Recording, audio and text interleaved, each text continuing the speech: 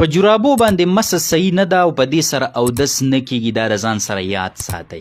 کم کس چې په جرابو باندې مسه وکړه، کمې چې دا عام جرابې دي، که د وړۍ دي، که د کپړې دي، که د تار جرابې دي، دا عامې چې کم خلک استعمالوي، نو دا یاد ساتئ چې په دې هیڅ قسمه جرابه باندې مسه نه کیږي. او چې کم کس په دې مسه وکړه، د ده نه خپې وینځل پاتې شو، د ده اودس ونه شو، مونځ یې بالکل نه دی صحیح.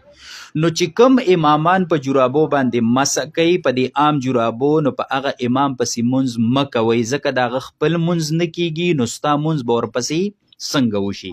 که په موضوع مسه وکړي، یا ګوره داسې جرابې څلور واړه امامانو کې یو امام په دې عام جرابو باندې د مسې کولو قایل نه دی، د چا سره په مناظرې مه کوئ، د چا سره په بحثونه مه کوئ، د چا سره په دلایل مه وایئ. که د کومو مسلکونو والی کوي دی، خو کم از کم حنفي مسلک والا به نه په جرابو په خپله مسه کوي، نه په داسې امام پسې به مونځ کوي چې هغه په جرابو باندې مسه کوي. خاص کر هغه مسافر رونه چې په بهر ملکونو کې او په عرب ملکونو کې پاتې کیږي، نو ګورې اکثریت امامان هلته په دې عام کپړې والا جرابو باندې مسې کوي، نو د دوی اودس نه دی شوی، خپل یې مونځ نه کیږي، نو ستا اقتدا به ورپسې څنګه وشي.